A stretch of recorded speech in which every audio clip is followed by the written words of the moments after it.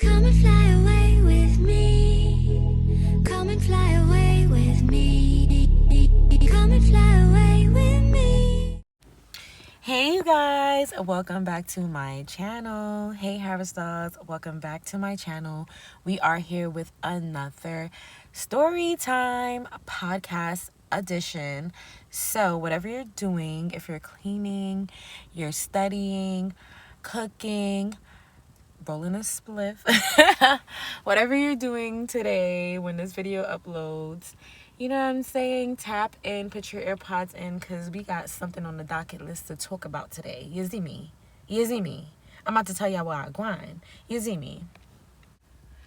Welcome back, HARASDOLLS, and to everyone that is new here, if you have not checked out my infamous stories playlist on my channel, go do that now, because I have a lot more juicy stories on the timeline for you guys. But today, on the docket list, we got a juicy story time. And every time I say a story starts off like this, I didn't even say that yet. The story starts off like this, though. But every time I say that, y'all know it's finna be what? It's finna be mac and cheese, squish, squish, scram, squam, juicy. Okay? All right, let's get started. So, I'm going to just tap into the main character of the story. I was going to call her nickname because it's a cute nickname. But because I have watch face, destiny swapping, envious, jealous ass bitches like Mon Clown watching my page left and right, and Mon Clown actually knows the person that I'm going to be speaking about today. She doesn't know her, but Mon Clown is a enough girl. When I say enough, meaning she's an in-your-face type of person. So all she has to do is meet you, and then she feels like she knows you. So she knows the girl. She don't really know her, but she knows her enough. So already, you know, Mon Clown, she's out to destroy me. She's trying to find all my enemies and dox me and give information on me and stuff like that. So she might see this video and know who I'm talking about and send it to them. I don't really give a fuck, but I'm just going to call her Cotton. Okay, I'm going to call her Cotton. Instead of what I was going to call her. If you guys don't know who I'm talking about when I speak of Mon Clown, check out my few past story times on Stockholm Syndrome and the one following it about vengeance. Both of those story times are about Mon Clown. This story time is not about Mon Clown, but I met Cotton in the same club I met Mon Clown. Like, we were working at the same club, right? So, that's how, but the story doesn't even involve Mon Clown. She just know the girl.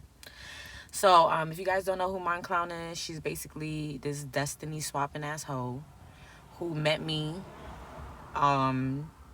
She obviously was a fan, obviously admired me, just like many of them before, just like Clingy, just like fucking Big Back, like fans, bitches that admire me. Then I let them in, let them get close to me. They start overdoing it. They start enmeshing themselves into my life. They start wanting to know what the fuck I'm doing, who I'm doing it with, when I'm doing it, trying to live in my skin, trying to be like me, copy me, just doing too much. She was a girl that ended up doing that to me. It caught me really off guard because I felt like a lot of the other people that I had issues with, similar, I kind of noticed the red flags, but with Mon Clown, it kind of caught me off guard. And basically, like, she was like my friend, but she was talking about me with her husband and her other friends. And then when push came to shove, we went on a trip together and a lot of bullshit happened. And after the trip, that bitch ended up trying to shame my looks, shame my body, shame my life, watch my womb, wish death upon me. Just a lot of shit that I didn't really have to experience, because it's like, you ever meet people, and I'm a Capricorn, so I don't really care to meet people or be friends with people. If you guys know about Capricorns, we're not mean people. We just are introverts, and we don't really care for like friendships and all the big groups and stuff like that. We're not that type of people. So when people meet me, 9 times out of 10, if me and them become friends, it's because they're continuously pushing themselves on me and being very persistent about the friendship and just connecting with me. So when I find these people like Mon Clown and Big Back and stuff push themselves on me and connect with me based off of their needs, like they're pushing for it, and then they turn around and try to like attack me and shame me, and like, bitch, why are you even in my, why is you here? Why is you in my life? Like, I be feeling like girls like that can't wait to get next to you so they can see what your life looks like, so they could try to compare their lives to it, so they could try to tell you about yourself. Like, it's just weird. Like, why is you here? Bitch, you was a fan. Now you a hater. But why is you here? You don't even need to be here. But nevertheless, I digress. So I say all that to say, because the situation with Cotton, it gets funny style. So I'm gonna just let y'all be the judge of it. I'm not even gonna say too much until, you know how I like to give details, and then that's why you gotta stick around for the whole story. So I probably got like an hour and a half for y'all today.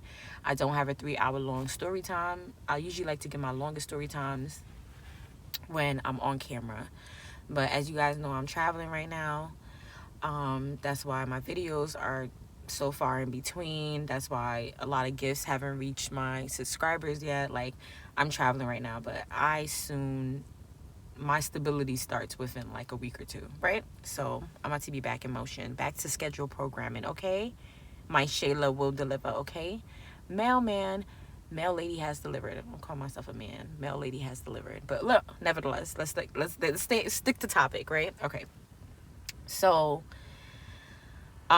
if Cotton hears this story, it's because Moniclown sent it to her. Because I know the bitch is still watching Face. Like, you can't be that much of a fan and a hater and not still watch Face.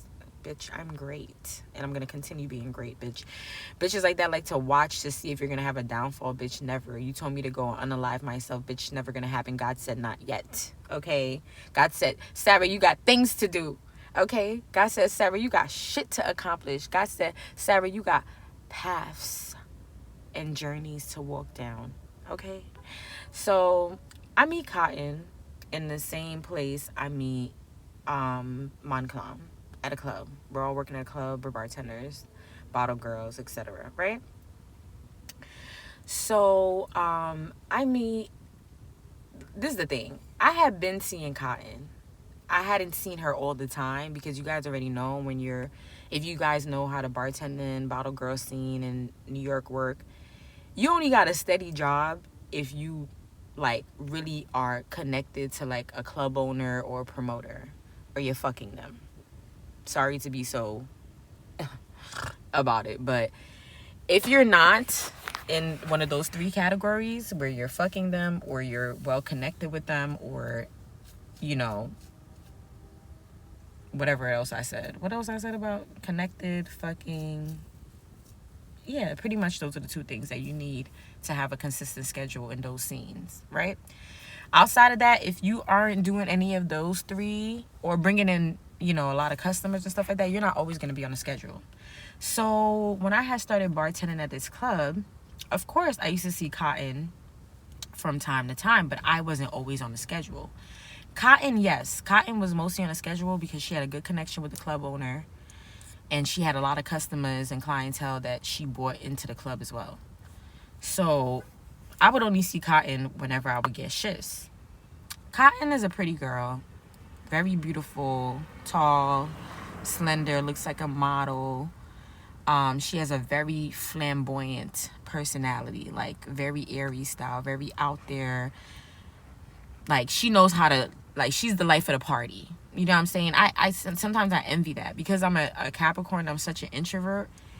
It's not in me to be the life of the party. If you ever see me act like the life of the party, know I'm faking it, because it's just not in me. Like, I love seeing people who are naturally just people, like, where they can naturally just go out into the world, create a good time, and blossom an environment. You know what I'm saying? I blossom environments in different type of ways, but I had admired that about Cotton. That was something that I observed about her, that she had a very outgoing, free-spirited personality, right?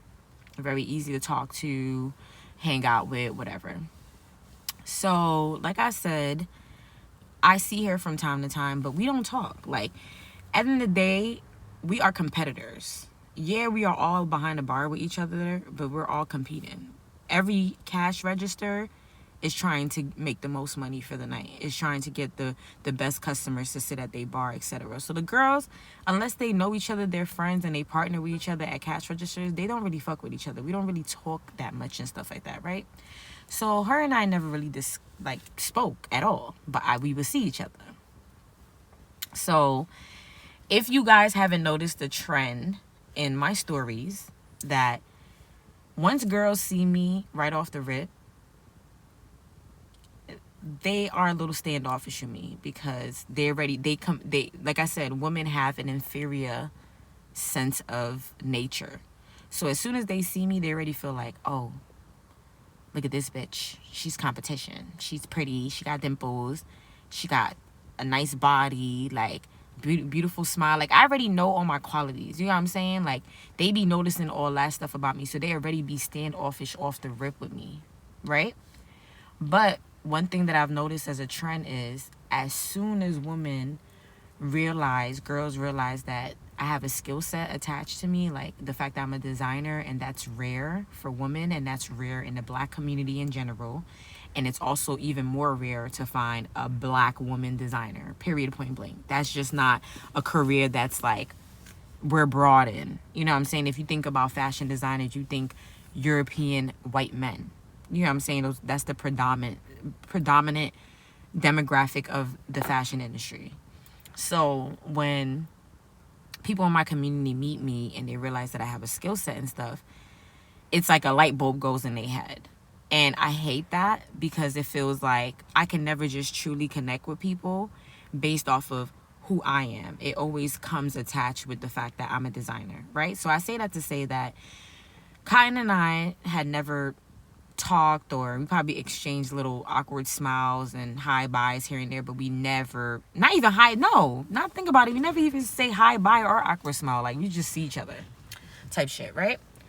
So one day, I remember I told y'all story time about like when I started designing and like in the bar, and then I had people trying to buy stuff and they was doing some weird shit like, is it beef? Like that story time, is it beef? Like remember that story time on my page or whatever?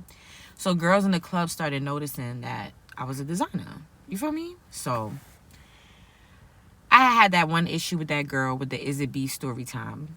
It's on my channel. I got the 2 ponytail buns if y'all want to tap into it. I'll add whatever stories I talk about, I'll add it to bio details as well, so you guys can tap into these stories. So I'll put the link in the bio, the description of this video. So remember, it was around the time that girls started realizing that I was a fashion designer. So one day I come in and Cotton sparks up a conversation with me. And she starts to speak to me about my designs. But she's not speaking to me as far as like she wants to buy anything. Just asking me about like being a designer. Like, oh, you made this. Just like, and she wasn't even really giving fan behavior. Like, you see how like Monclown was giving fan behavior? Cotton wasn't giving that. She just was interested. Like, she was intrigued type shit, right? And me and her started talking from that day on. And ever since then, we started to be cool. Now, when I would come into work, we would chop it up. You know, we started to get close. We exchanged numbers. And then I really liked being friends with Cotton because, like I said, Cotton was well connected with the clientele because she was from the area where the club was. She was from the neighborhood, so she knew a lot of people. She networked well, so she had money coming to the spot all the time. Versus me, I'm from a whole different area. I'm an introvert. I'm not out there. People don't know me. You know what I'm saying? I am a pretty face with a nice body, but it's sometimes it's more about who you know. You know what I'm saying? Like, than what you know and what you look like. So being friends with Cotton was actually a good thing for me because now she started like sending customers to my bar and like just putting me onto the bag, the money niggas. I was even getting more shifts at the club. Like, I don't know if she was vouching for me, but like I said, she had a lot of pull in the spot, right? So now, but it wasn't nothing that we discussed. It was just something that I noticed. It was an observation. Like, as me and her started getting cool, I started to work there more. I started to get more shifts. I started to get introduced to more customers. I was making more money. I was even partnering with her sometimes, whatever. So we were cool. One thing I liked about Cotton is she didn't act like Monclown, like she and Clingy and all these other people. She didn't enmesh herself into my life. She lived her own separate life. We would see each other, we would talk, and that's just that. Like, she wouldn't try to put, like, she had her own confidence, she had her own style, she knew who she was. And I like being friends with girls like that who know who they are. Like, you know, it's refreshing because it's like, I don't gotta babysit you the whole time, and you don't gotta hate on me, and your life is about your life, my life is about my life. So I like that about Cotton and my situation with her, right? So Cotton and I, we're cool, nothing too crazy or whatever. We're not really hanging out. We're talking via text when we see each other at work, blah, blah, blah. I ended up going on one of my birthday trips. I think I went to Tulum. Yeah, I went to Mexico. I went to Tulum. And during my whole trip, I went on a solo trip. I remember Cotton, she would FaceTime me. She would stay on FaceTime with me while I get ready, while I'm touring around Mexico. Just, you know what I'm saying? Like, that's why I enjoyed our friendship, because I like being friends with people who are just them and they allow me to be me, and it meshes. You know what I'm saying? I didn't feel like she was watching my life in my face. Like, I didn't feel none of those ways towards her, right? So we cool. Now, I think a little bit after I came from my trip in Mexico, I think Mexico was where we got a lot more comfortable with each other, because we basically spent most of the trip on FaceTime with one another. Like, she would check in with me literally every day. And I liked it. Like, so I felt like she started to get a little more comfortable with me. This is where creating boundaries is very important. Like, the same way they say in relationships, two people should have a conversation and discuss what they like, what they don't like, what their desires are, what their pet peeves are. People should discuss that going into a relationship, going into a friendship, going into any type of connection, business, whatever it is, because it's just necessary. And I feel like we've never been taught to do that. And even when you try to set boundaries with people or try to create those guidelines, I feel like people get offended. I feel like many times when I've tried to set boundaries with people, they have always been offended. And sometimes I'm like, is it how I'm saying it instead of what I'm saying? Like, because my mom used to always say that. My mom would be like, oh, Sarah, it's not what you say, it's how you say it, blah, blah, blah. And I'm just like, all right, cool, I understand. But like, even when I'm just pleasant with people, even if you guys checked out my clingy story time, when I told her like, hey, I don't like that you did this, I'm not really fond of this, I would rather you not do this, I be trying to explain stuff to people. Oh, this is how I am, I really don't like this. And I feel like people just be, either they don't give a fuck that I just said those things about my life and what I want for me, or they get offended.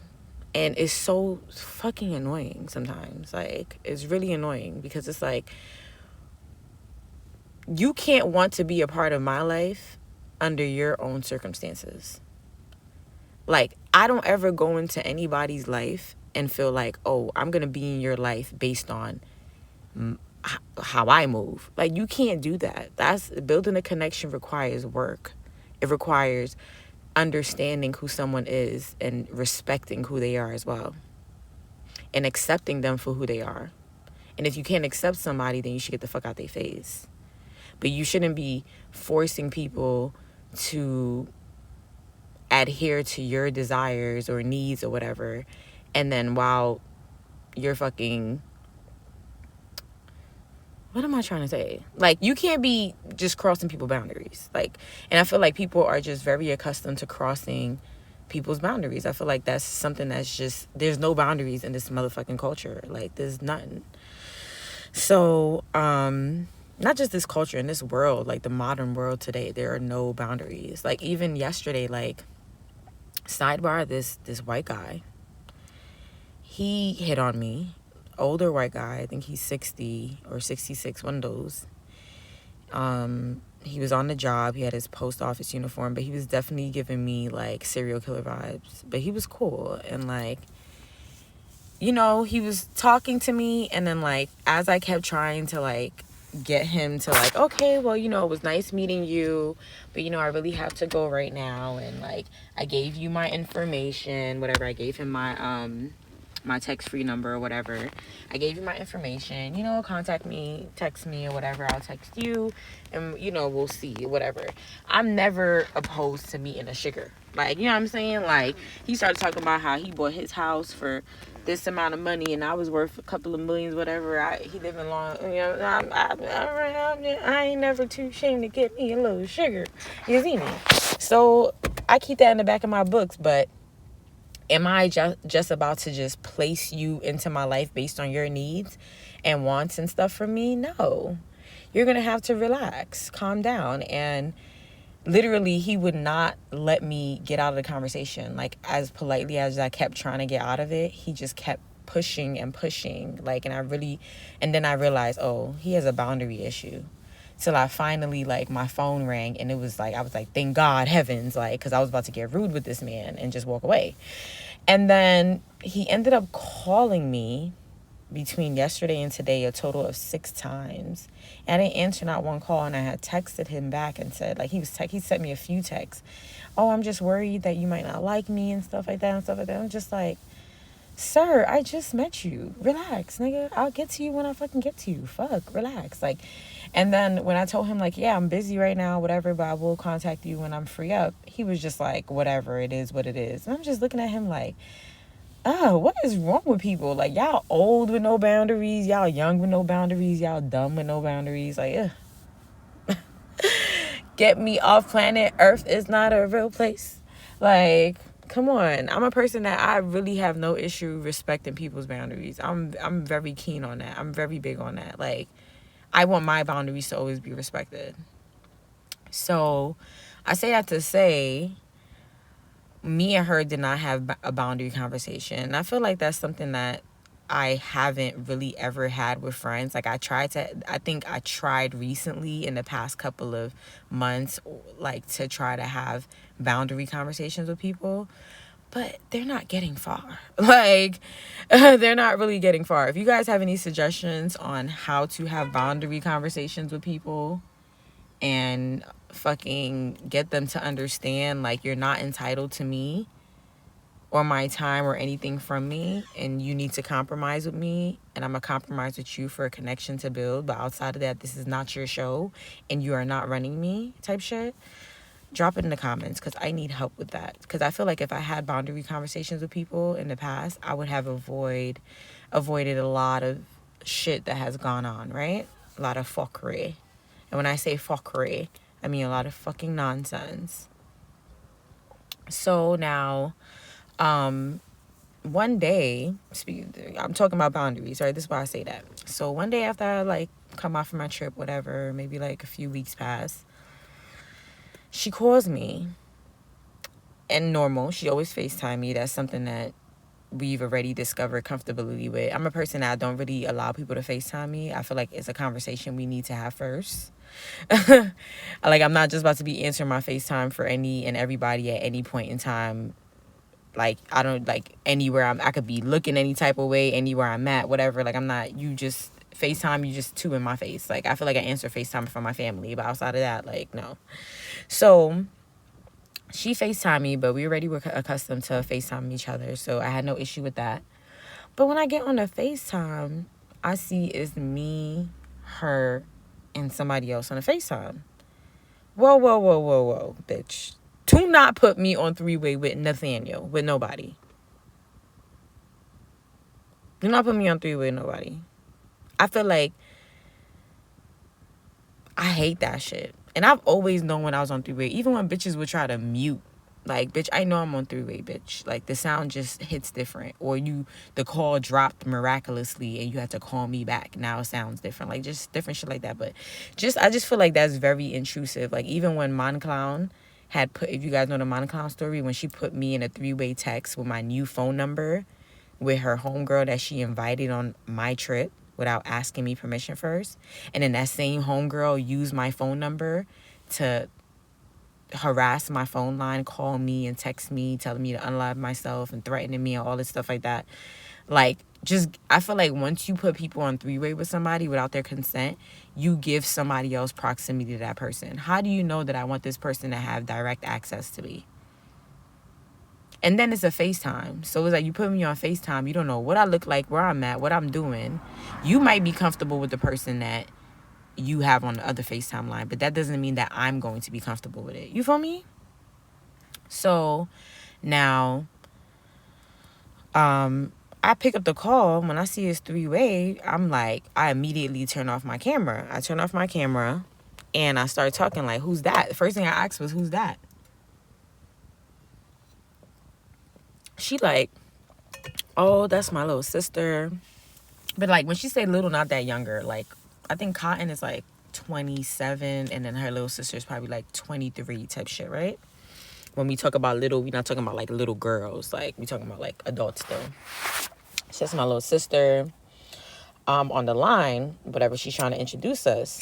I'm like, girl, why would you put me on three-way like this? She's like, oh no, my sister, she's mad cool, whatever. That's the thing. Like, I'm a person where I'm not intrusive and I really don't care about people's lives and what they got going on.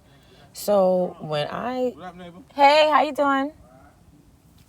So when I, what I was saying? Oh yeah. So when I freaking, what I was talking about? Oh yeah. Okay, so when she put me online with a little sister, unbeknownst to me, I didn't even know this girl had a sister. I don't ask people about their lives. I don't intrude. I really don't try to have too much conversation with people about too much because there's so much that I can digest. I have my own shit going on. I try to keep my mind clear so I can focus on the things that I need to get done. And that's the same with Mon Clown. I didn't know Mon Clown even had a husband until like we were going on the trip and she was talking about her husband wasn't happy about it. Like, you get what I'm saying? Like, it's just certain shit that I don't know about people because I don't ask, because I don't care. So it's like when she brought her sister on the phone line and she's all like, yeah, that's my sister, she's bad cool. It's like, bitch, how the fuck would I know? I didn't even know you had a sister. Like, I didn't even know you had a sister. Like, you know what I'm saying? Like, I have a sister. It's not an issue, but it's just like, I'm not about to just call you with my sister on the line. Like, where they do that at? Like, who does that? So I'm just like awkwardly saying like, oh, hey, like, you know what I'm saying? Like, hey, hi. Like, I'm not trying to be rude or anything, but obviously I'm uncomfortable about the situation. So now she proceeds to say, hey, you know, I have my sister on the line, because she completely disregards the fact that I'm uncomfortable. I don't know if she could tell or not, but I wear my emotions on my sleeve. So anyone with a brain would have knew I was uncomfortable. The sister didn't really say much. She just said hi and waved. And I could tell that, like, that's the thing. Like, I really hated how the situation turned out, because I really felt like, you see, like, when people vouch for people, would be like, bitch, don't vouch for nobody for me. I don't know this person. But, like, her sister did seem like a very delicate person, right? So, so in contrary to, like, other people, like, remember, I keep bringing up Mon Clown, but remember how Mon Clown tried to invite her friend on a trip? Like, oh, yeah, like, she's good peoples, and, like, she reminds me of you, and I think you guys would get along, and this and that, just for this girl to, like, I didn't do nothing to her off of the sake of Mon Clown threaten me and harass me and all this stuff like that. Like, imagine if I was in an Airbnb or a hotel room with these three bitches and I got into it with Mon Clown. Them two bitches would have jumped me in that hotel room. Like, you know what I'm saying? Like, I don't let people vouch. Like, I don't want to meet your friends. Like, and if I meet your friends, don't vouch for them for me. I'll decide who I like and who I fuck with and who I don't. And I don't have to get along with anybody you get along with. Like, that's your peoples. And my peoples is my peoples. Like, and I can be your peoples without being your peoples. Like, I don't really like to mix shit. Like, I remember I mixed, like, 28 girls when I was having a fucking, I think it was my 25th birthday. I had a penthouse lingerie party. And, y'all, it was mayhem. Like, I don't mix friends. Like, it's just too much drama. So, nevertheless, she's like, hey, this is my sister. I've been talking to her a lot about you. I told her that you're a designer. I showed her your page. I told her, you know, just like bigging me up. But like I said, Cotton still never gave me fan vibes. She just gave me like, oh, you know, this is cool. Like, what you're doing is cool, whatever. So I'm listening, whatever.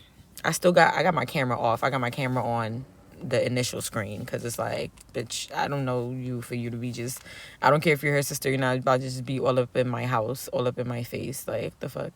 So I'm listening, and she's like, yeah, and my sister has been wanting to learn how to sew, and my grandmother had bought her a sewing machine as a gift 3 years ago. You hear me, right? I'm emphasizing certain things because I need y'all to listen to key details.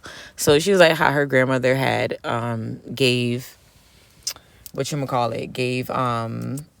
her sister the sewing machine as a gift 3 years ago. Her sister never opened it, never used it. It's still in the box.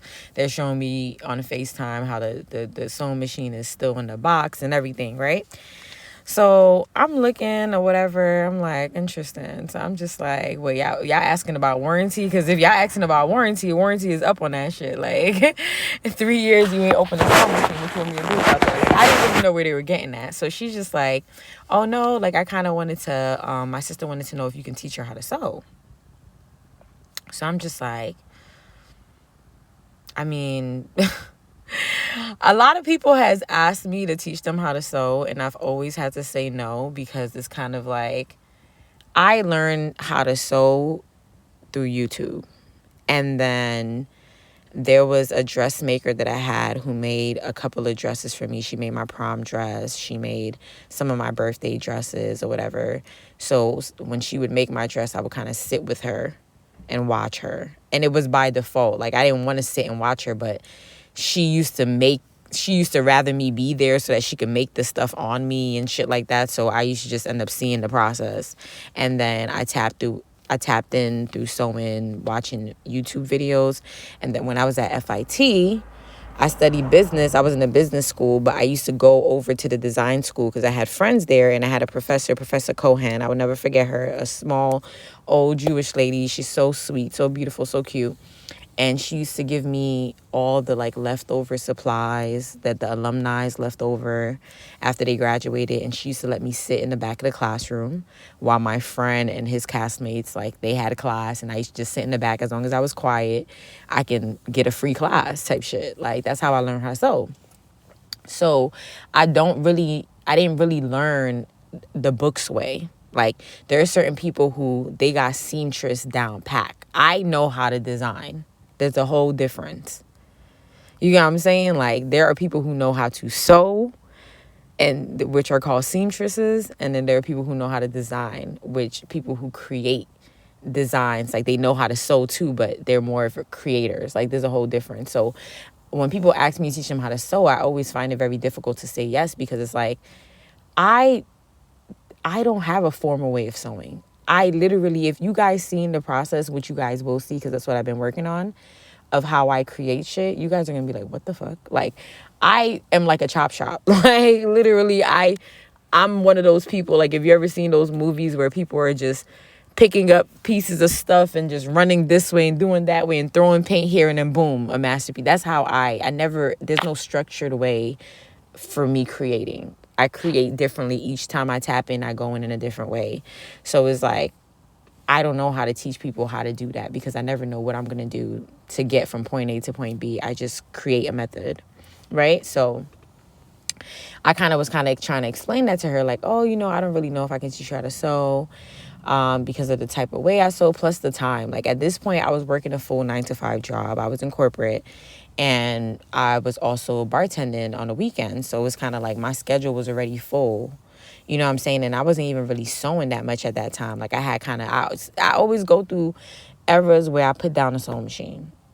You know what I'm saying? I experience burnout or I lose my passion. I put down a sewing machine. So I wasn't even really sewing at that point. All my sewing equipment, all my stuff was in the garage type shit. So now, what I end up doing? Oh, yeah. So I'm explaining that to her. I'm telling her, like, I can't really teach you, but what I can do is I can send you, YouTube videos about how to sew. And then I had a whole playlist that I had created on YouTube anyways, like a private playlist where I would save all the videos of, like, stuff I want to learn how to make and sew, whatever. And I would save it all in the design playlist. So I was like, I can share my playlist with you. And you can just sit through those videos one by one. They'll teach you everything. They'll teach you how to set up the machine. They'll teach you this. They'll teach you that. So, no, while I'm telling her this, her sister is kind of like, she looked like she's trying to say something, but then, like, freaking, cotton would, like, butt in and kind of like explain for her, answer for her. And it was weird because it was like they were both on FaceTime, but they were in the house together. They were just in their individual rooms, but they were on FaceTime together. And it was nice to see that too, because it's like you can see like how different you are from your siblings. Like when you see the background of everybody's room, the colors they choose, the styles and the aesthetics, it's like everybody just has their own personality. That's really nice. I like that about just being an individual, right? But nevertheless, sidebar.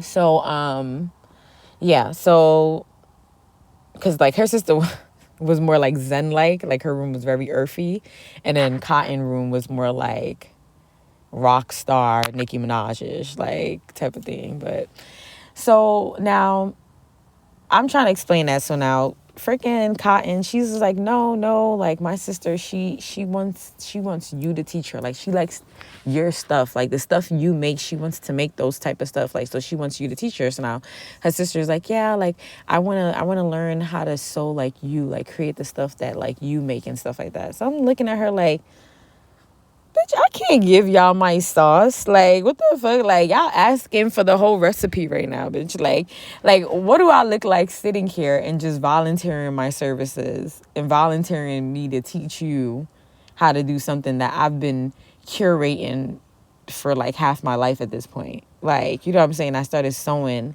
when I was like freaking 19. Like, I'm like, you know what I'm saying? Like, I've been in the game like 10 years at this point.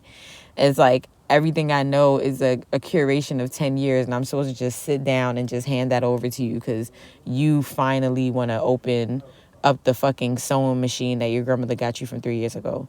I know y'all probably thinking like, why am I talking like this? I'm talking like this because of the way things turned out. But at that point in time, I wasn't feeling this nasty about it. Like, I know my demeanor right now sounds nasty, but it's because I've been stained. But at the time, I was genuinely like, oh, it's nice that, you know, you want to learn how to sew. I thought it was nice seeing people, black women like me that I can relate to, want to be a creator. So but I just still understood like what you're asking of me is kind of technically impossible. Like, I can't do that for you. Like, I can't sit down and just show you everything I know as far as sewing goes. I'm trying to explain that. So I tell her, like, send me your number, whatever. I'm going to send you my playlist, tap into the videos. And she's still begging me, like, please, well, if you can't teach me how to sew, can you at least teach me how to, like, work the sewing machine, set it up, and then at least maybe from there, it'll be easier for me to keep track of the videos and, like, learn more of myself. So I'm like, all right, you know what? That's fair. I can compromise because, like I told you, I like Cotton. I liked her. Like I said, I like friends who are individuals. It's so nice to find people who are individuals. You get to connect with them better. So I like Cotton. So I was like, you know what? Cotton scratch my back. Cotton be putting me onto bread in the club, whatever. She don't got to do no shit like that, even though I ain't ask her to, but she does it because we acquired a friendship. So I could give back. I could pour back. You know what I'm saying? I could pour back. I don't mind. I'm not going to pour too much of myself. You're asking a lot of me, but I can compromise. You feel me? That's where I was getting at. So as they continue to persist, I eventually give in, right? So I'm cool about the situation. So now they're asking, like, when can you do this? Like I said, my schedule is jam-packed, y'all. I can't even, like, I don't even understand how I could have kids, like, at this point. Like, I would have to really build a whole new schedule, get a nanny and everything, because the way my life is and has been for a very long time, since I was like a preteen, like since I really started working, like I said, I started washing hair at the age of 14 at a salon. My schedule has always been overloaded. Like, I always have a million and one things to do. I don't even have time to scratch my ass, y'all. I don't have time to, I have to give myself a second to breathe. Like, I have to make sure I give myself a second to breathe every single day. So they asking me like, oh, like, you know, basically like, when can, sorry, y'all. I got mosquito bite itch. Oh my goodness. All right. So they asking me like, when can, this is so ghetto. This podcast thing going, it feels like a live video because I'm just doing stuff and just talking to y'all. But nevertheless, they asked me, when can I come? So I had told them like, okay, like maybe like in 2 weeks or whatever. I gave them a day.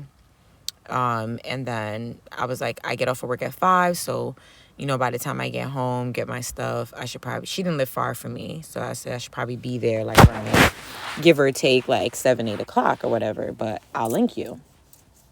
So they said, cool. So everything's going good. Like I said, I don't really see Cotton like that unless I'm at work. So I had never been to her house and I had never been out with her out. We just talk on the phone all the time and we see each other and hang out at work. So the day of the day we supposed to meet comes. Mind you, I go into my garage. I was like, you know what? I've been sewing shopping. Like, I'm a sewing shopping hopaholic. I have everything regarding sewing. Like, there's not one thing I need to go out and buy. I have an overload of sewing equipment. So I started gathering a lot of stuff that I have duplicates of, like inventory I have, like, hey, I can give this to her. All brand new stuff, like rulers, measuring tapes, pin cushions, pins, like just supplies that she can use, old fabric, patterns, whatever. I pack up a whole suitcase, like, you know what, I'm going to just give this to her at least, you know, because I kind of felt bad too, because I felt like she was enthusiastic about learning, and I kind of shut her down and told her, like, I'll give you a basic, whatever. So I felt like I could give her a little something that she could occupy herself with and just really encourage her to tap in if that's what she wants to do. So the day comes, I pack the suitcase, whatever, I go to work. Remember I told you I was working 9 to 5. I was working a salary job. If you guys understand salary jobs and how they work, they can tell you your hours are 8 to 5 a.m. But best believe, if that meeting is starting at 10 a.m. and you got to proofread, you got to print out copies of, you got to make adjustments, go into Excel, we work this cash flow, all that stuff, you're going to get to work at 7 in the morning or maybe even 6 to make sure that's ready for the meeting. And if you got extended, unexpected work that comes in, 5 o'clock, you might not want to leave. You might need to leave like 6, 7 o'clock because you know there's a meeting starting at 8 a.m. sharp tomorrow. So you only got this afternoon to finish this. Or you got to go home and finish it. Either way, your work is not done. That's how corporate works. You know what I'm saying? I was working in production and I was working for Nike at the time. So I was working in corporate. And it was just... my hours for the week were just very long. You feel me? Like very, very fucking long. And I never knew when I had to like stay longer or go earlier to work. So that day, I didn't end up leaving work until like 6:30. And I had meetings with my managers and this, that. We had a project and we had a deadline. So the whole time, both Cotton and her sister, they ringing my phone down. Like, they had started texting and calling me from, like, earlier in the day, talking about, oh, yeah, we're getting wine and champagne, like, or whatever. Like, if I have specific type of wine and champagne I drink, or whatever. You guys know I don't drink liquor. I told them they could get whatever they want. Like, I don't really drink like that. But as the time, like, got closer to the evening, they were calling and texting my phone down. Usually, when I used to work that job, I didn't have AirPods at the time, and our bosses hated when we were on the phone. So I had gotten in trouble for having my phone a few times while important shit was happening. So what I did was, because I had no self-control, and as soon as my phone buzzed, I would pick it up or look at it or whatever. I used to keep my phone on the charge under my desk, and then I would be running around the office trying to get everything I need to get done, because I'm trying to get home. I'm trying to get the fuck out of here. I don't want to be here any longer. Like, you know what I'm saying? Like, I've been here all day type shit. Like, I'm tired. I want to go home. So I'm trying to get shit done. The last thing I'm doing is focusing on my phone. But I'm still trying to watch time. So, like, as time is running, I'm multitasking. But you guys got to remember, this is my job. You feel me? Like, I'm not about to sit here and drop the ball. I'm getting paid motherfucking $29 an hour to be here. Technically, if you break it down. You feel what I'm saying? Making good salary right now. Like, so I'm not about to sit here and just fuck up my job because I'm trying to answer texts and make sure that I get to, you know what I'm saying? Like, I know that Cotton, she worked at Con Edison, and I know that her sister didn't work. I think her sister was she was in school type shit. So they calling me down, both of them. I'm getting calls and texts from both of them. I'm not answering because, remember, my phone's not on me. Now it's time for me to leave work. I'm finally happy. I go use the bathroom, whatever, get ready to leave work. But I still have intentions on going to meet up with them. I'm just going to be a little later. I left, instead of leaving work at 5, I'm leaving work at 6:30 now. So it takes an hour for me to get home. And then I probably just, like, at that point, not even shower and change, just go straight there, whatever. Like, I'm literally bending backwards, like, you know what I'm saying, being a people pleaser. And I hated that about myself. It's just kind of like, I'm a person that practices reciprocity. Is that what that's how you pronounce it? Reciprocity? Yeah. Like, I like to reciprocate. You know what I'm saying? So if I feel like someone is of good benefit to me or they're pouring into my life in a certain way, I like to reciprocate that.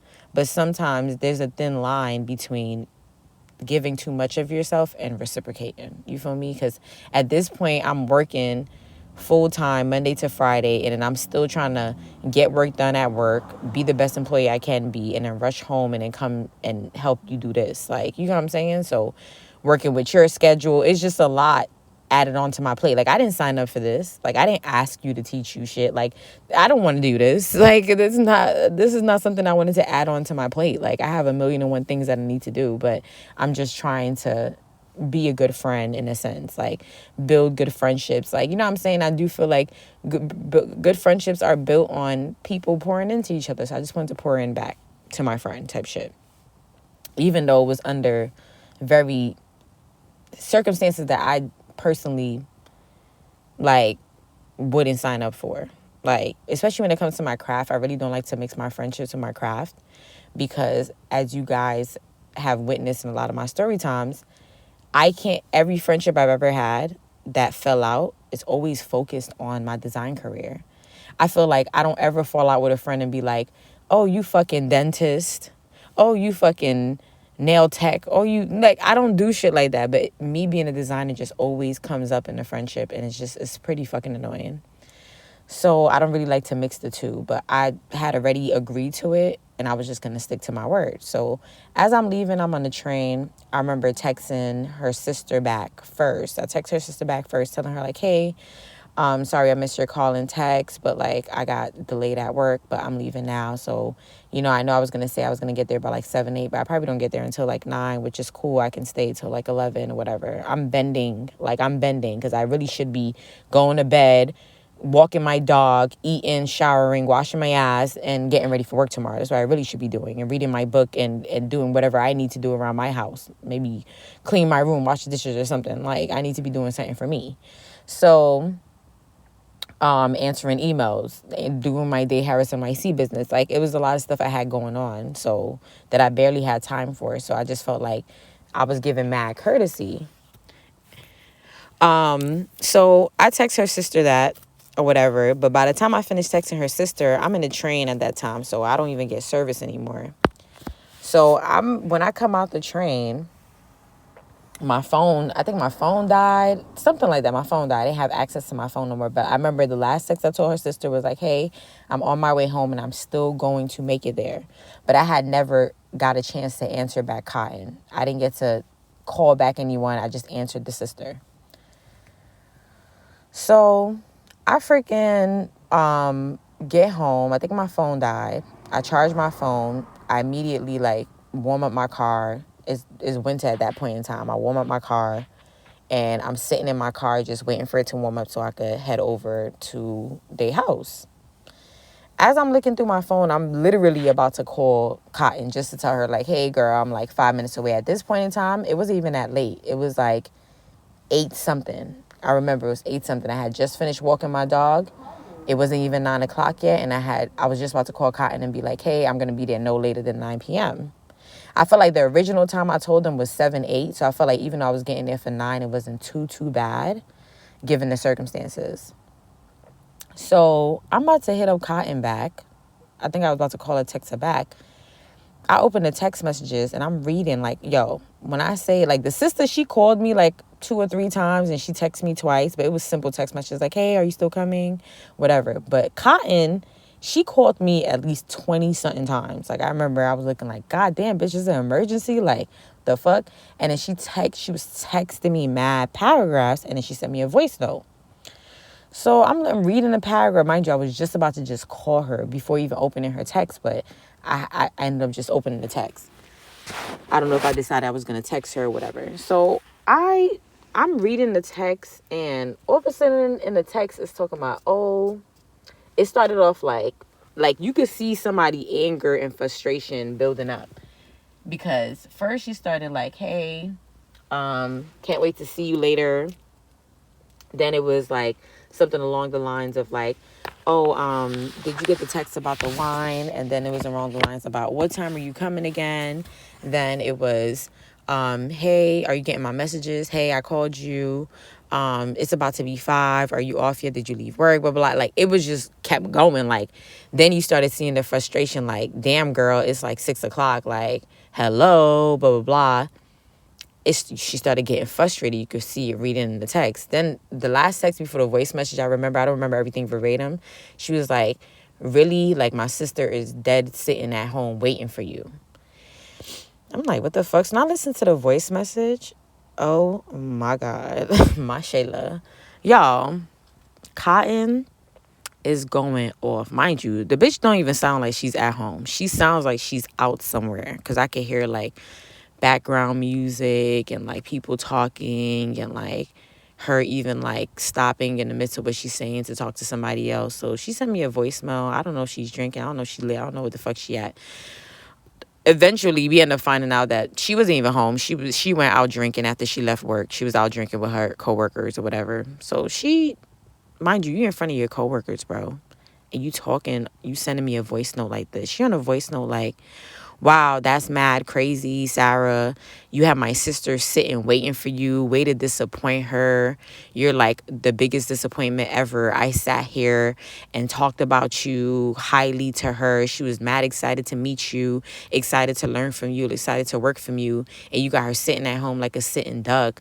Like, what the fuck? You don't even got to say nothing to me no more. When you see me at work, don't say shit to me, because nobody's going to violate my sister. I'm very protective of my sister. I'm very protective of my family members. Anybody who makes my family member feel this type of way or cry or whatever or disappoint them, now it's up for you. It's up for you. It's beef for you now, because what the fuck? My sister is sitting down at home crying now because she's been waiting for you all day, and you dubbed the shit out of her. It's already about to be 7 something. If you weren't coming, you could have just, yo, she's going off. Like, the voice note was at least like 3 minutes long. I remember she's going off, telling me like, don't say shit to her when I see her, blah, blah, blah. Mind you, y'all, whole time I'm letting the voicemail play, I'm not even thinking it's getting that crazy. I remember I told you I was warming up my car.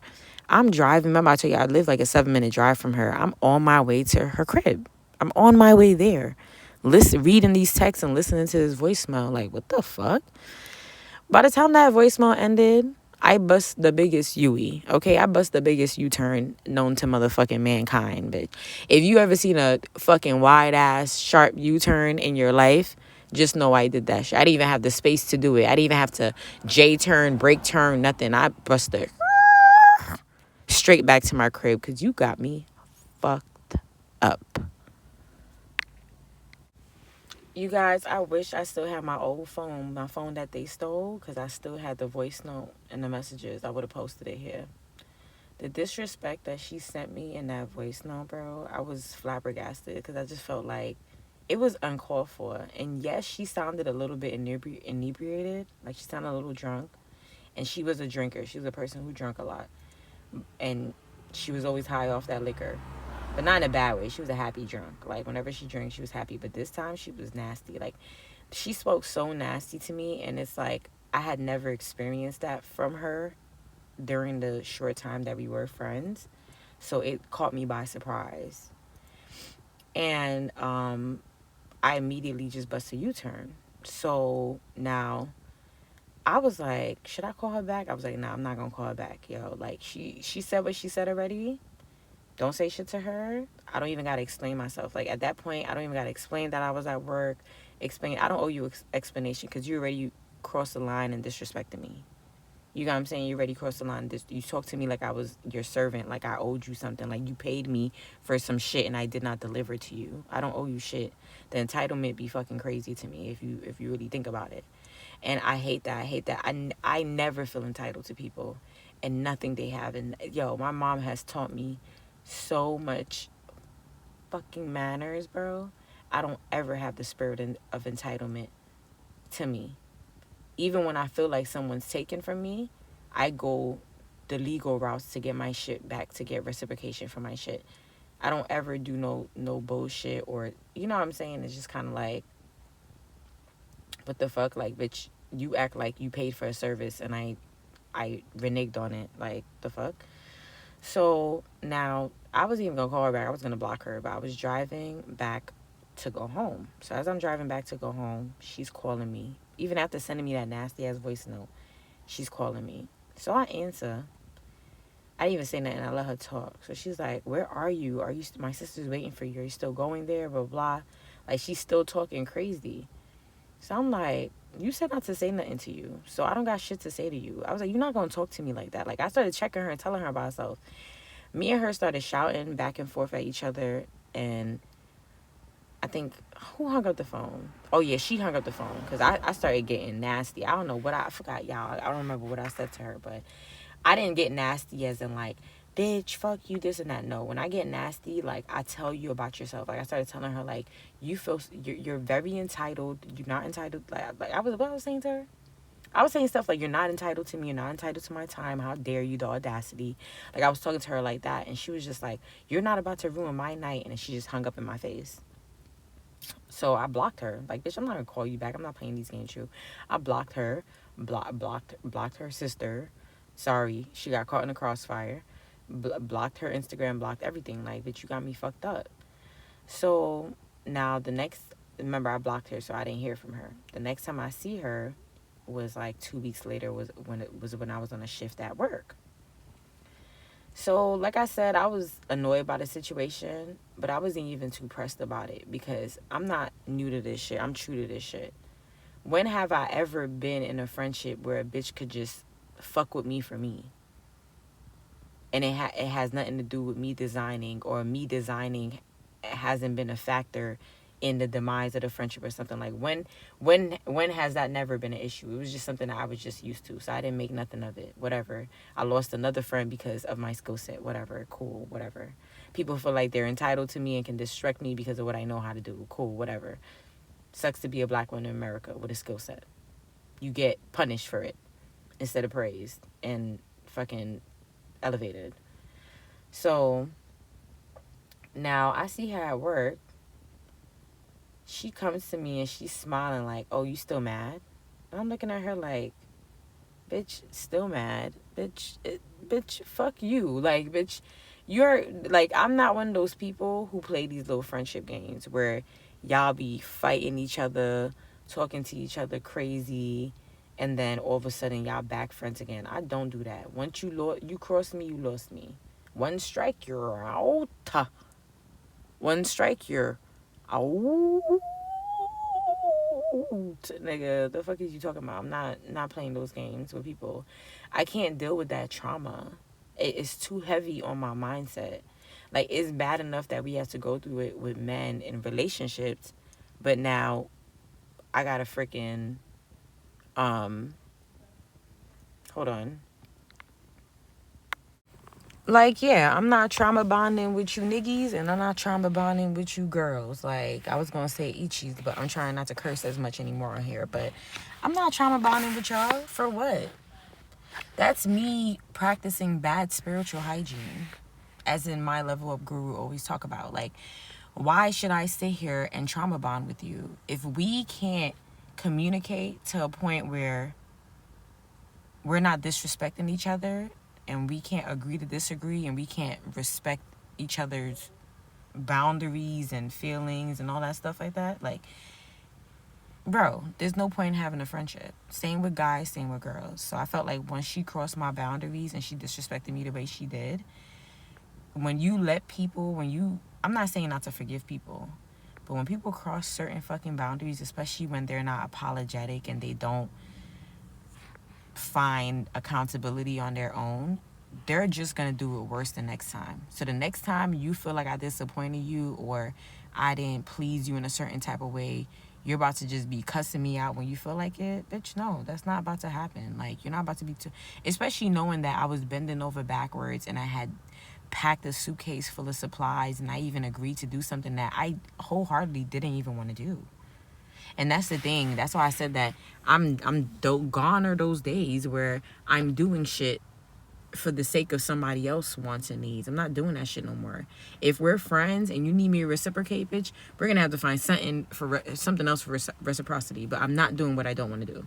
I'm gonna have to show you love and pour into you in a whole different way, in the ways that I know how to, bitch. Because I'm not about to be doing shit that I don't want to fucking do. Like, I'm not doing it no more. I'm not putting myself through that no more. So she's over there smiling like you're still mad, taking shit for a joke. So I just give her the silent treatment, because I'm at work. I'm not about to go back and forth with you. None of that. I'm giving her the silent treatment. So now she starts to talk around me. So now she really starts doing that bullying shit. Like when we're in the locker room or when we're in meetings and stuff like that. She went from being my friend at work, putting me onto money, customers, whatever, to now blocking my bread, yo. Like literally when we would have meetings and plan for which customers were coming when and this and that, because she has certain pull, I realized that she was organizing where I was sitting at the back bar. The back bar don't make no motherfucking money, because none of the niggas want to sit over there. All the niggas want to sit where the exit sign is at, because in case there's a shootout or something, they could run out type shit. They want to sit where the main entrance is, and they want to sit where the emergency exit is. But that back corner is like a trap corner. It's one of those corners that the way the club is set up is like if they started say shooting or something like that in there, or fighting, and you in that corner, you're stuck. The way, I don't even know why they formatted the bar that way. Like they should have constructed it a whole different way. So people don't really like sitting there. The only time you really get people sitting there is girls. Girls don't mind sitting there. Like if you have a birthday party come in, or some girls come in, they'll sit in that back section or whatever. But as far as like the niggies with the money, nah, they're not sitting back there. And I felt like once me and her like got into it, she was already, she was cool with the owner, so she was already getting like my bar, like me pushed back to like the bars with no money when customers would come in. I remember one time a customer came in and he said hi to me because he had came there before, and I know she knew him, and she introduced us, and he had spent a lot of money at my bar. And mind you, she wasn't even at my bar. She just was bigging me up from the next bar. And then he came to me when I was like, sit over here. And he was like, oh, nah, like, Cotton told me, like, I'm going to sit over there with Cotton or whatever. Like, she told me that you're not really cool, whatever, like that, whatever. So I'm just like, you getting niggies involved into this? And it's kind of like, all I did was give her the silent treatment. And she started bullying me. And the reason why I say bullying me was because at that point, I was in a position where I wouldn't say allowing her to bully me, because I wasn't affected by it. I didn't give a fuck. All the little antics she was doing, the shade she was throwing. She used to throw shade all the time. You know when people talk about you, like you're not in the room, like, but everybody know that she's talking about you and just saying slick shit and stuff like that.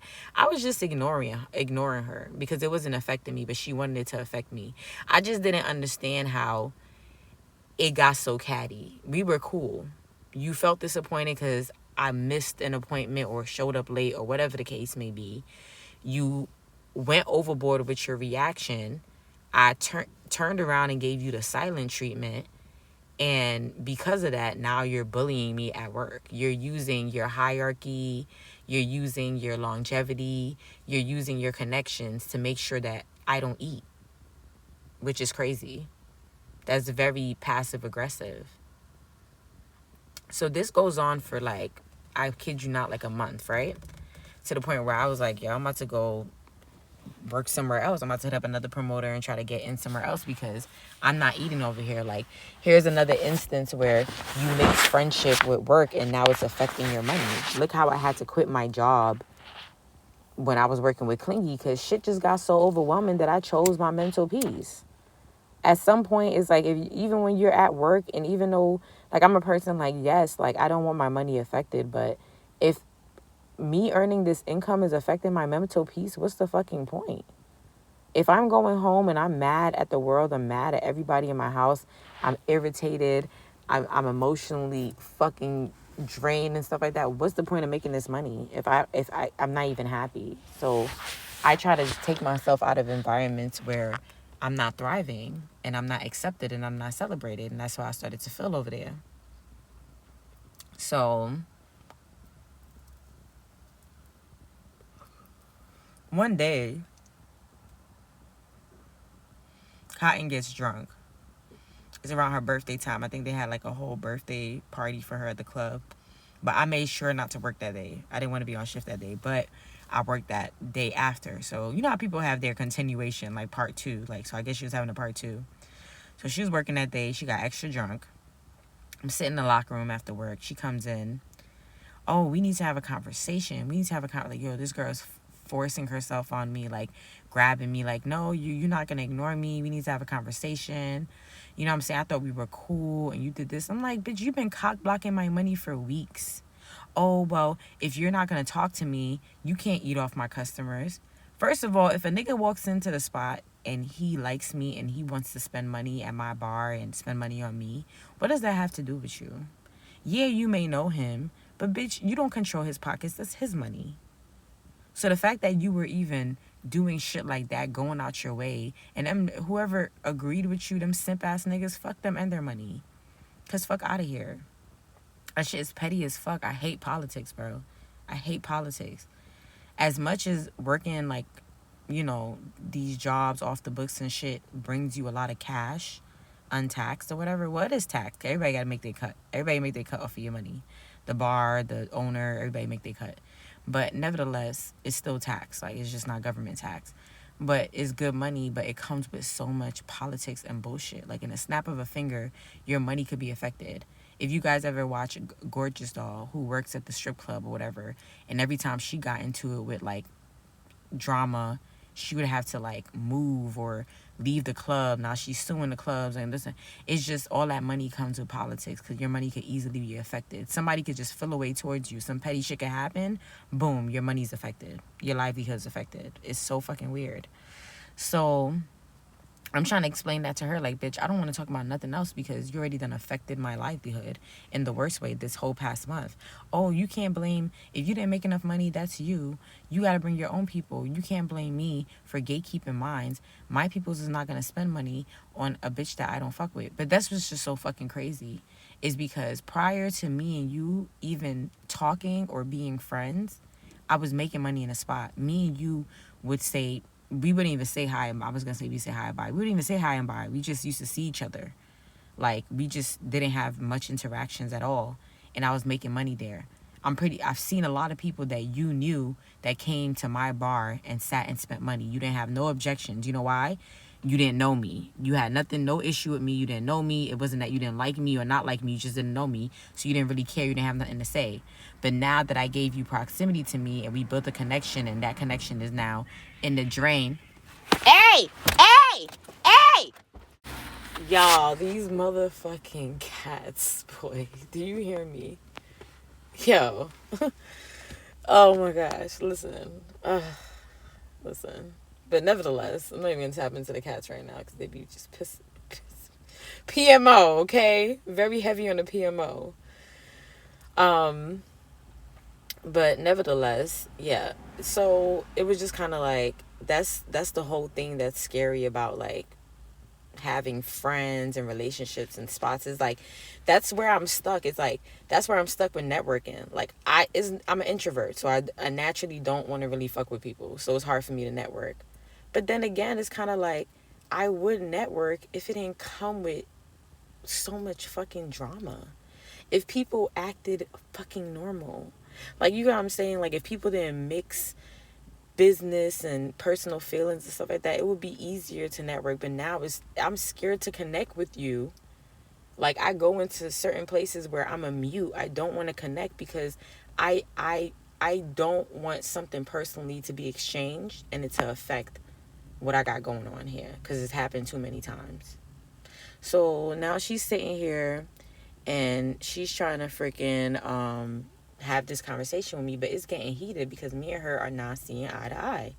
We're not seeing eye to eye, and I don't want to hear it from her. I don't want to talk about anything because I feel like at this point my money has been affected over something that I was trying to be nice. If I knew this was going to happen, I would have just said no and kept it pushing. You feel what I'm saying? I would have just gave you a nice, cool little nice no and kept it pushing. Like, so, all this is, it's like, even like, this one makes me feel like, I feel like that's why I shouldn't bend over backwards for nobody anymore, because every time I do, it slaps him in the face. Look at Mind Clown. I bent over backwards, brought her on a trip with me, booked everything for her, made sure she was good, helped her out with her hair, did everything. Like, I was like her personal fucking assistant, just for her to turn around and try to dun me in the worst way. Look at Clingy. Bitch, I was at work. I bought you a birthday gift. I supported you for your birthday. I supported you. I bought food from you. I spent over $100 on plates with you, like, within the course of a month. Like, I'm supporting you and shit like that. And then you turn around, burn me in the worst way. Like, it's just like, I don't want to be nice to people no more, because I feel like once I'm nice to somebody, that's when you burn me. Anybody that I ever been standoffish or just, like, no access with, never had the chance to violate me. I don't have issues with those people. I have issues with the people that I let get in, the people that I give access and proximity to. And that's what I'm starting to learn more and more. Like, what I have to be very discreet. I have to be not discreet. That's not the word I'm looking for. I have to be very observant and aware of who I allow into my proximity and to have access to me, because that can really be a game changer. That can be a thin line between a lot of shit that happens in your life. That's why you have to vet people, vet women for friendships, vet men in relationships. Everyone has to be vetted, because everyone cannot go. People will really change the course of your life, or even not even just your life, the course of a month for you, just off of some petty shit. You know what I'm saying? Like, life is a very scary place. Like, the world is a very scary place. That's what I meant to say. But so the argument's getting heated. The owner ended up coming down. She basically, like, tell us, just don't speak to each other. Like, don't talk to each other. You don't want to talk to her.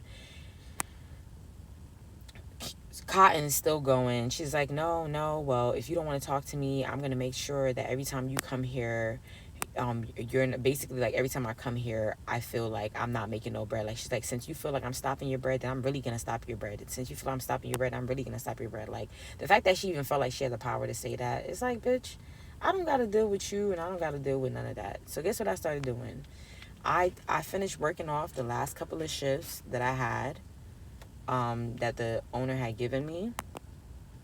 And during those shifts, I made sure I made my own peoples come out. I worked mad hard. I was harassing people, like, you better come out tonight. You better. Are you coming? You better come out. Just to make sure, like, I had my own shit, had my own money planned out. And God is good, because I already had told myself that I was only going to work there for, like, I was going to transition to another club. I already was working with other promoters to transition. I was only going to stay my last couple of shifts. That's it, and I'm done. I'm moving on, because I want to make more money anyways and have new opportunities, and I don't want to be around all these crosses and stuff like that. You know what I'm saying? Especially Cotton was really tight with the owner, and I just felt like if push came to shove and niggas had to choose, I was not going to be chosen. So I need to get the fuck up out of here. I need to go where I'm strong at. Like, I'm a person where I don't even try to invade territory. If I feel like I get into a territory and there's fucking restraint, or there's a guard up, or there's anything happening or blocking me, I get the fuck up out there. I'm not coming here to take over. I'm not coming here to be accepted, be a part. Nigga, if it don't work out, it don't work out. I'm out of here. Luckily, those last couple of shifts, I made a lot of money. Like, I had my own clientele come in, plus the club was buzzing with, like, a lot of tourists, new people. So it wasn't even a politic game about who know who, because it wasn't slow. It's usually a politic game when it's slow, but, like, when there's a lot of people in there, money's navigating, boom. So my last couple of shifts almost made me change my mind, like, oh, I might stay.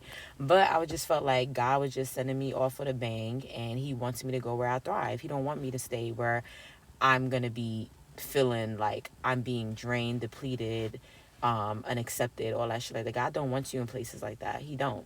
He wants you, he's going to place you where you will thrive all the time. So it was annoying, because, like, this club was a lot more convenient, and it was a lot more comfortable, like, accessible and stuff for me.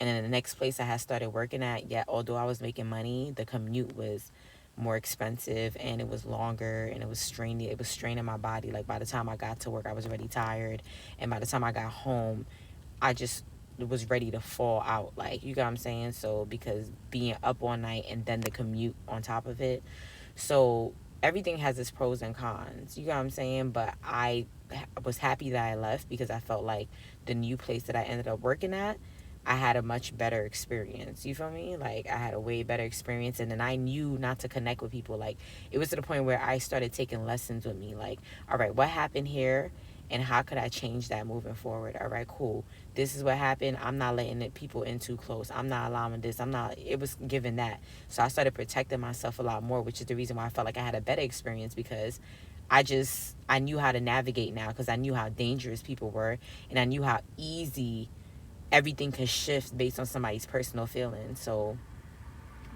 I played my role, I played my part. So after that, I had never seen Cotton again, because actually um, Cotton was going through some personal stuff that I'm not gonna share on here. Like I said, like, there's a lot of shit that I could say that are mad juicy for these story times, but I feel like, do I really want to expose people's personal matters, even though I'm using nicknames and stuff like that? It still feels uncalled for. So Cotton was dealing with something very personal, and she ended up leaving the whole, like, club scene and changing her whole life around and stuff like that. So so I've heard about her.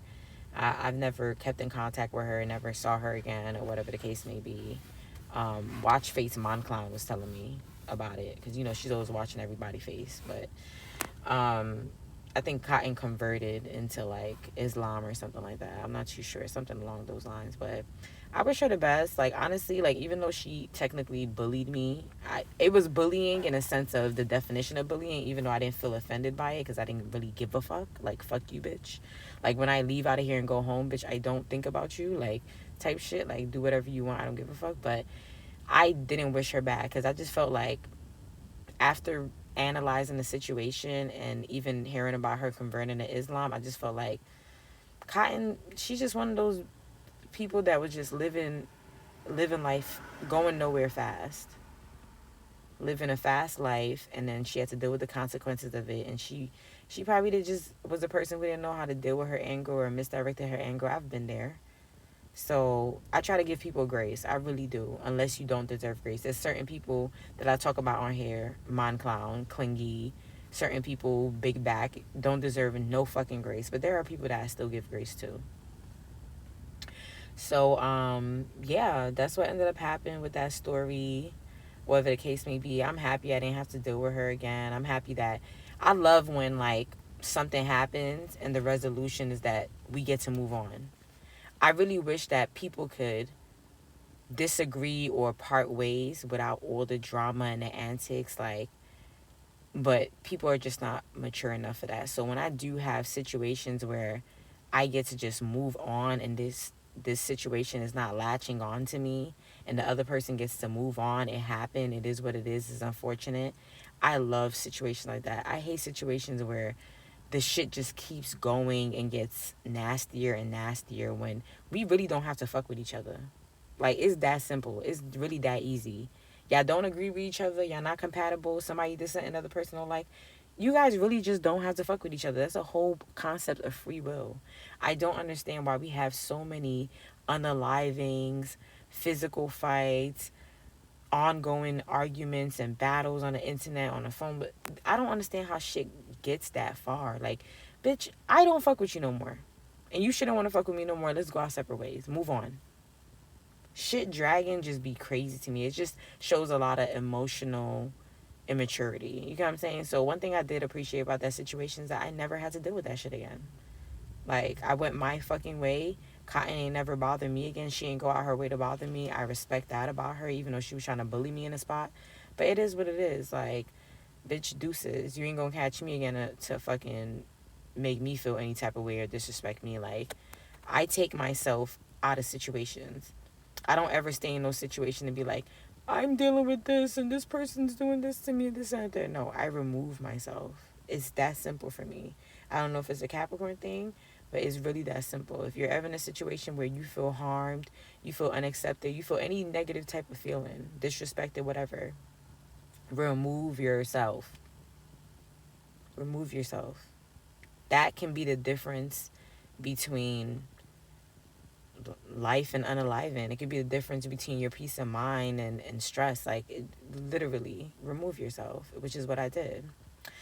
So, like I said, y'all, I really wasn't going to give y'all a long story time. This situation was just something that happened, and it was just annoying because, like I said, my craft has been something that has been bittersweet in my life, where I've gained a lot and I love it. I wouldn't trade it for the world, but it has tainted and affected a lot of my relationships. And I don't even blame my craft. I blame the people who try to misuse it and misuse me and deal with me in any kind of way because they feel entitled to me because of the craft. Like, you know what I'm saying? Like, it's hard. It's hard being a talented black woman in America, period, point blank. Like, we either got to always dumb ourselves down to make other people feel comfortable, whether we're in corporate America or around our own peers, or if we thrive, we literally have to thrive alone because everyone's going to be out to get you.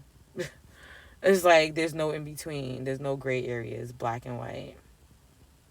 So, y'all, this is the story time for today. Please drop in the comments who you think was wrong in this situation. Do you think that I was wrong for not communicating better about, like, me not being able to make it on time even though my phone was charging? I was at work and I had to be proficient because I was not trying to lose my salary job, and then people was already on my ass as a black woman in there and all that shit like that. You know what I'm saying? Like, do you think they were wrong for overreacting? Do you think, like, do you think I should have stayed and worked at the club still? I should never left. Like, what are your thoughts on the situation? Because like I said, I know you guys always give me the best point of view. Like, I sit there and I read every single comment because there are a lot of perspectives that I didn't have just being in the situation, and being that you guys got a chance to hear my, you know, version of what happened to me and give me feedback based on, like, how I explain to y'all I feel. The feedback is, you know, it's like, literally, like, it gives me a peace of mind, it gives me understanding, it gives me clarity, it gives me hope. And I love that you guys resonate with me. Like, you guys keep me going, you guys pour into me. I know every time I end off the video I always tell y'all pour into yourselves, but y'all do the real pouring. Y'all pour into me like crazy. So, like I said, we are on our road to 6K. We are literally roughly 600 to 700 followers away. And all my giveaways for the 5K, your gifts are on the way. And all my new winners, I will announce y'all once we hit the 6K mark. Because I just feel like I want to keep the giveaways going. Like, I just feel like it's a nice way for me to connect with you guys and give back to y'all. You know, I know y'all love listening to the long story times, but sometimes I feel like it's not enough. Sometimes I feel like I want to pour into y'all. Like, I'm gonna try to find different ways to pour back into y'all. I have some great ideas, but we're gonna get to that, you guys. Thank you for being patient with me. Thank you for supporting me, pouring into me. I send you guys so much love, light, and abundance. So many blessings. And what else I want to say? Oh, yeah. My website is under construction right now, Haras Nyc, because I have a lot loading for you guys. But my Depop is up. I don't have a lot of items on it, but I will be updating the page sometime, like, soon, like very soon, like within the next couple of, like, days or whatever. So I'm gonna have a lot of pieces that, not that I necessarily made, but like pieces that I purchased and wore once, or like maybe pieces that I made too, like on Depop, and you guys can shop it. I'm gonna put my Depop link in the description below, as well as links to, like, so many of the videos that I talked about, in case you're new here and you haven't tapped into, like, my Mon Clown, Clingy, Big Backstory times, just so it's easier for y'all to get a concept of what I was talking about if y'all want to tap into those videos. But nevertheless, I done talked y'all head off, and I actually have to go to work. I literally have to go to work right now. I gotta get, as soon as I come off this, I gotta get ready and go. What I would like to say, A lot is happening, a lot is changing in my life, and I can't wait to share that with you guys. I'm going to start vlogging my lifestyle pretty soon. I've made a lot of short videos, so if you guys haven't tapped into my short videos this week or the following week, make sure you guys are showing me love, because I made a lot of shorts that I'm about to like edit and post up. I mostly post a lot of my shorts on my Instagram because that's where people mostly watch them. So if you're not following me, follow me on my Instagram. The description is in my page bio. And I'm kind of done talking. I just feel like I could sit here and update y'all for like ever. But you guys know how I like to end off my video. If you're not going to do what?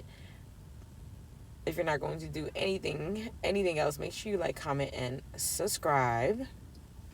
Make sure you let my ads play, okay? So I could get some manyan, so I could buy y'all some nicer gifts. You feel me?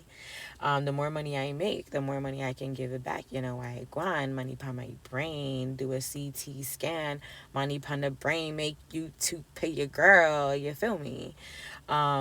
So make sure you let my ads play, share my videos, like, comment, and subscribe so I could, you know, float into the algorithm.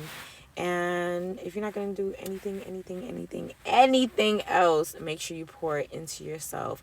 Pour into your motherfucking self, y'all. And don't ever feel selfish if you cannot pour into someone else, because it can literally cause chaos trying to spread yourself thin. Pour it into yourself. Put yourself first, because you can't run on empty. You can't run on flat tires. Don't let anyone feel entitled to you or your gas. Kick them off the motherfucking bus. Lock your doors, because you and God got a mission to go on.